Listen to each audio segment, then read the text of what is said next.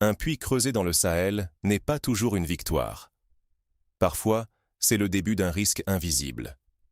Parce qu'ici, au cœur du Burkina Faso, le désert ne cache pas seulement l'eau, il dissimule aussi l'incertitude. Creuser, forer, installer une pompe, tout cela peut demander des jours, des semaines, et pourtant, il arrive qu'à la fin, un village continue de rationner chaque gorgée comme si c'était de l'or. On présente souvent les projets de puits comme la clé de la stabilité nationale, une sorte de solution miracle à la sécheresse, à la migration et même à la pauvreté. Mais la réalité, moins photogénique, c'est que derrière chaque promesse de transformation, un puits sur 3 échoue après le passage des caméras. Pourquoi ? Parce qu'un puits, ce n'est pas juste un trou dans la terre. C'est un ensemble fragile de géologie capricieuse, de matériaux, de techniques, de pompes qui s'usent, de filtres qui s'encrassent et de pièces détachées qui n'arrivent jamais. L'eau du Sahel est imprévisible, cachée dans un entrelac de nappes discontinues, de roches fracturées, d'aquifères qui se tarissent. Le vrai défi, ce n'est pas de creuser plus profond ou plus vite. C'est d'assurer que, demain, dans 1 an, dans 5 ans, le puits coule toujours, même quand la poussière retombe et que plus personne ne regarde. Parce qu'en réalité, ce n'est pas le nombre de puits qui change la vie des villages. C'est leur fiabilité. Si un puits tombe en panne, c'est plus qu'un problème technique. C'est du temps perdu chaque jour à marcher. C'est la santé qui décline, les enfants qui ratent l'école, les récoltes qui dépérissent, la dignité qui s'effrite et parfois, la paix qui s'envole. Un puits qui meurt, c'est une confiance brisée et des ressources gaspillées. Et à l'échelle du Sahel, une seule erreur, un mauvais site, une maintenance oubliée, une pièce manquante, peut transformer une promesse en monument d'échec. Alors, face à cette incertitude, une question s'impose. Comment être sûr qu'un puits sauve vraiment une communauté, et pas seulement pour quelques semaines ? Pour le comprendre, il faut plonger dans le contexte unique du Sahel, où chaque goutte d'eau se gagne, se défend, et où la vraie révolution n'est pas de creuser, mais de durer. Dans le Sahel, l'eau n'est pas seulement précieuse, c'est la limite de tout: santé, temps, alimentation, sécurité. Ici, chaque jour commence et se termine avec une question obsédante. Où trouver de l'eau aujourd'hui ? Pour des millions de familles, le quotidien est rythmé par la corvée d'eau. Les enfants, souvent les filles, parcourent des kilomètres au lever du soleil, récipients sur la tête, avançant dans la poussière. Les rangs s'allongent autour des points d'eau, parfois pendant des heures, pour une bassine qui ne suffira même pas à combler la soif de la famille, encore moins à laver ou à irriguer un petit champ. L'eau de surface ? Elle est rare et imprévisible. Les pluies, quand elles arrivent, tombent en trombes puis disparaissent pour des mois. Elles gorgent brièvement les mares, mais la sécheresse reprend vite ses droits, effaçant toute sécurité. Les rivières s'évanouissent, les sols craquellent, et la course à la dernière goutte recommence. Ici, chaque puits devient un enjeu vital. Il ne suffit pas de creuser. Chaque puits, chaque pompe qui fonctionne, c'est du temps gagné, des maladies évitées, des récoltes possibles, des écoles et des dispensaires qui prennent soudain un autre visage. Un puits fiable, c'est la promesse d'une vie transformée. On récupère des heures chaque jour, les mains ne sont plus écorchées par la corde ou la tente, les enfants peuvent aller en classe, les mamans ont du temps pour un petit commerce, et la nourriture n'est plus un combat incertain. Mais ce tableau a son revers. Un puits, c'est aussi une fragilité, souvent invisible au premier regard. La réalité, c'est que la plupart des puits du Sahel sont menacés. Infiltration de sable qui bouche les filtres, effondrement du tubage quand le forage a été bâclé, pompes trop sophistiquées ou à la pièce introuvable, contamination de l'eau par les latrines ou les animaux, surtout quand l'air autour du puits n'est pas protégé. Il suffit d'un joint défaillant ou d'un trop-plein mal géré pour que l'eau devienne source de maladies au lieu de guérison. Et lorsque le puits tombe en panne, c'est toute la chaîne de la vie qui s'effrite. Les voyageurs d'hier reprennent la route, les enfants abandonnent l'école pour marcher, les tensions s'aggravent entre villages voisins. Pire encore, la confiance se brise. Plus de promesses, mais toujours des pannes. Comment croire encore à la parole donnée quand, d'une année à l'autre, on passe du soulagement à la débâcle, de l'espoir à l'épuisement? La défaillance des puits, c'est la défaillance du système. Du temps perdu à jamais, la santé qui flanche, les récoltes qui échouent, et parfois même des villages entiers qui sont abandonnés. Ce n'est pas seulement une question de technique ou d'équipement. Perdre l'accès fiable à l'eau, ici, c'est voir la santé décliner, la cohésion sociale se fragmenter, les revenus et la dignité s'évaporer. Un puits qui ne tient pas ses promesses, c'est un pari perdu, une ressource gaspillée et un sentiment d'abandon qui peut durer des années. Alors, comment faire pour que chaque puits, chaque pompe, ne soit pas juste une promesse spectaculaire, mais une réalité durable? Pourquoi tant de puits échouent-ils et comment éviter que la solution ne devienne problème? Un puits réussi n'est pas le fruit du hasard, mais d'une discipline technique et organisationnelle sans faille. Au Sahel, chaque goutte d'eau a le goût d'une victoire, mais chaque échec laisse un goût amer qui peut durer des années. On parle souvent du nombre de puits creusés, comme si cela suffisait à transformer la vie des communautés. Mais la réalité est beaucoup plus complexe, et le vrai défi commence souvent une fois que les foreuses sont parties et que les caméras sont éteintes. D'abord, il faut bien comprendre le terrain de jeu. Le Sahel n'est pas un immense réservoir caché, ce n'est pas un lac souterrain géant qu'on pourrait simplement percer n'importe où. C'est une mosaïque d'aquifères, parfois généreux, parfois imprévisibles, souvent capricieux. Forer au mauvais endroit, c'est investir temps, argent et espoir pour finir par faire jaillir de la poussière ou de l'eau impropre. Les erreurs de localisation se paient cash. Un puits mal placé, c'est une promesse qui s'évapore, parfois pour une génération entière. Voilà pourquoi la clé, ce n'est pas de forer plus, mais de forer intelligemment. Cela exige des études préalables rigoureuses, cartographie détaillée, sondage hydrogéologique, collecte de l'historique local sur la nappe, les sécheresses passées, les usages alentours. Sauter ces étapes sous prétexte d'aller plus vite ou de montrer des résultats visibles, c'est saboter la mission dès le départ. Ensuite, vient la discipline de la construction. Là aussi, la tentation de faire vite et pas cher est grande. Mais un puits solide, c'est un ouvrage d'ingénierie et non pas juste un trou dans le sol. Il faut choisir le bon tubage pour éviter l'effondrement du forage, installer des filtres adaptés à la granulométrie locale pour retenir les sédiments, aménager une tête de puits protégée, prévoir un drainage efficace, garantir un accès hygiénique. Ce sont ces détails techniques, invisibles sur les photos d'inauguration, mais décisifs dans la vie réelle, qui font la différence entre un puits qui tient 1 an et un puits qui protège une génération. Mais même l'ouvrage le mieux conçu ne vaut rien si l'énergie et la maintenance ne suivent pas. Quel type de pompe choisir? Solaire dans les zones isolées, mécanique là où la communauté peut gérer les pièces, électrique là où le réseau existe vraiment. Chaque contexte a ses contraintes, et le choix doit prendre en compte la disponibilité des pièces de rechange, la facilité de réparation, le budget d'exploitation. Un puits qui dépend d'une pièce introuvable devient très vite un puits inutile, une source de frustration et de rumeurs. C'est là qu'on touche au cœur du problème. La maintenance, c'est la vie ou la mort du projet. Le plan de maintenance doit être pensé dès le début, avec des opérateurs locaux formés, un stock de pièces sur place ou à proximité, un système de suivi avec identifiant et carnet de bord pour chaque site. Sans cette organisation, la panne n'est pas une question de si, mais de quand. La vraie preuve de fiabilité, ce n'est pas la photo du premier jet d'eau, mais les tests de débit réguliers, les contrôles sanitaires fréquents, la capacité à résoudre une panne en quelques heures et non en plusieurs semaines. Or, dans la réalité des villages sahéliens, la moindre défaillance peut tout faire basculer. Un exemple, un puits très sollicité, mal filtré à la construction, commence à pomper du sable. L'eau devient trouble, la pompe grince, puis casse. Il n'y a pas de pièce de rechange immédiate. En quelques jours, le miracle du puits s'effondre.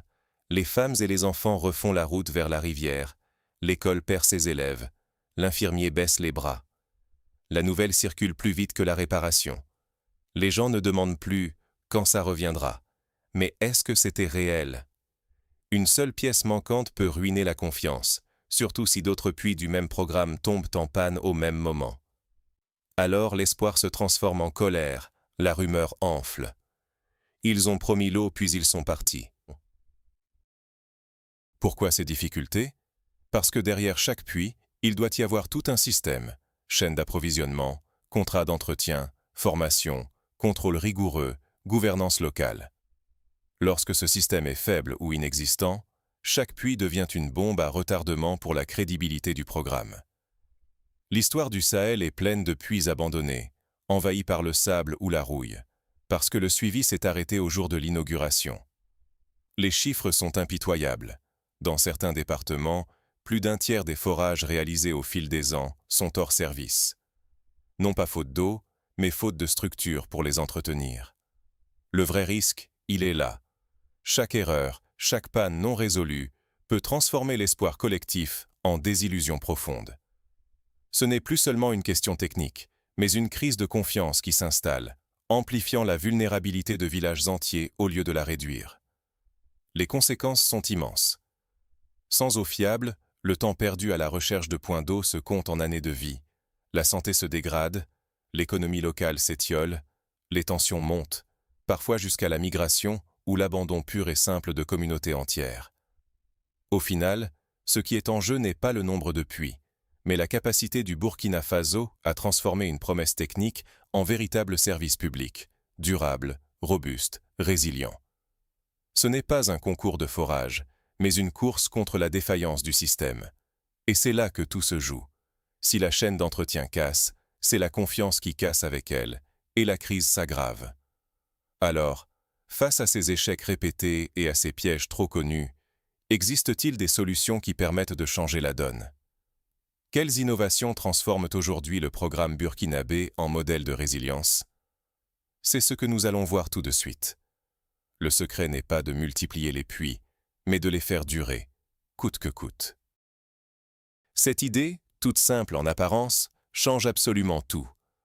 Parce qu'au Sahel, chaque pompe qui tombe en panne, chaque poignée qui reste sèche sous le soleil, ce n'est pas juste un échec technique. C'est la confiance d'un village qui s'effondre. C'est la promesse d'une vie meilleure qui se transforme en désillusion. Et c'est le quotidien de centaines de familles qui basculent à nouveau dans la précarité. Alors, comment on passe du symbole fragile à un système robuste qui tient dans la durée? Ce n'est plus une question de creuser plus profond ou de forer plus vite, mais de construire une véritable culture de l'infrastructure, où chaque puits devient un maillon solide d'un réseau national, fiable, prévisible, presque ennuyeux dans sa régularité. Et c'est exactement ce qu'il faut pour garantir la stabilité. La bascule fondamentale, c'est de refuser d'ouvrir un puits tant qu'on n'a pas vérifié deux choses. D'abord, qu'un kit complet de pièces détachées est prépositionné à proximité. Ensuite, qu'un gardien local a été formé et certifié, prêt à intervenir à la moindre alerte. Cette double précaution, a priori banale, évite le scénario catastrophe où une simple rondelle manquante bloque l'accès à l'eau pendant des semaines. C'est la fin du puits orphelin. Chaque forage appartient désormais à une chaîne de responsabilité et de réactivité. Pour rendre cette dynamique vraiment efficace, il faut standardiser. Le Burkina Faso a tout à gagner à réduire la variété des modèles de pompe. Une zone, un type de pompe, un jeu de pièces détachées. C'est peut-être moins spectaculaire que l'innovation technologique, mais c'est la clé d'un entretien rapide, d'une formation simplifiée et surtout d'une réparation quasi immédiate. Imaginez la différence entre un réseau où chaque panne est une énigme et un système où le réparateur connaît chaque pièce par cœur parce que tout est identique d'un village à l'autre. La vitesse d'intervention s'accélère, le diagnostic devient évident et la durée d'indisponibilité chute en flèche. Mais la confiance ne se restaure pas seulement par la technique, il faut aussi de la transparence. Là encore, le vrai changement, c'est de publier des indicateurs fiables. Pour chaque puits, on suit le temps de disponibilité, le délai moyen de réparation, le taux de panne. Fini la rumeur qui enfle dès qu'un seau attend trop longtemps.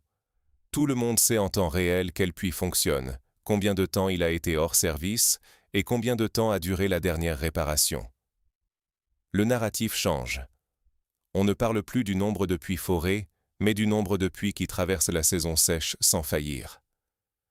C'est ce tableau de bord qui fait la différence entre une promesse abstraite et une réalité tangible. Pour éviter l'effet domino, où la panne d'un puits surcharge les voisins et engendre une cascade de défaillances, l'organisation doit s'appuyer sur des clusters, des groupes de puits reliés à un hub central de maintenance et d'inventaire. Chaque hub gère les stocks de pièces, coordonne les réparateurs et planifie les entretiens préventifs. C'est le passage d'une logique de réaction à une vraie gestion des risques, où l'on surveille, on prévient et on intervient avant que la panne ne devienne une crise.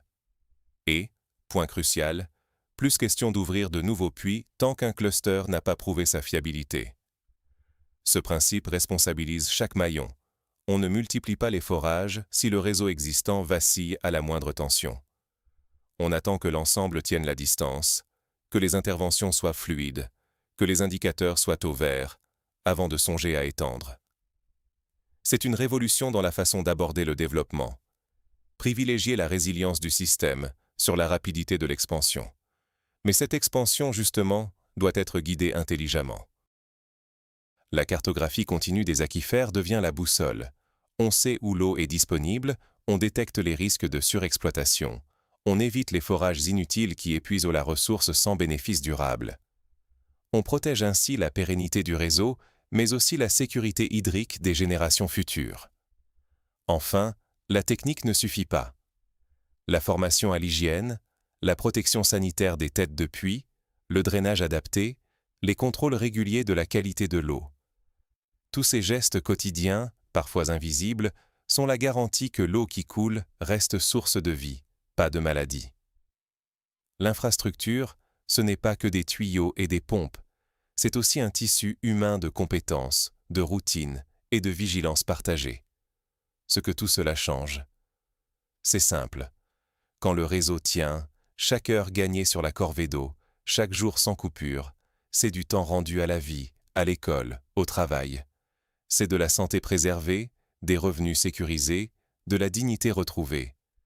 C'est la promesse, enfin tenue, que l'eau ne sera plus jamais une angoisse quotidienne. Et à l'échelle nationale, c'est la stabilité sociale qui en bénéficie. Moins de migrations forcées, moins de tensions, plus de prévisibilité. Quand l'accès à l'eau devient une routine, la vie elle-même devient plus stable et la société plus résiliente. Mais tout cela repose sur une discipline. Si la maintenance ne suit pas, si le système de pièces et de réparateurs s'essouffle, alors le moindre incident peut déclencher une panne en chaîne et plonger tout un réseau, voire tout un pays, dans la défiance et la fragilité. C'est là que se joue l'avenir du Sahel, sur la capacité à transformer la promesse technique en un système robuste, qui résiste même quand plus personne ne regarde. Mais même ce système exemplaire n'est pas à l'abri.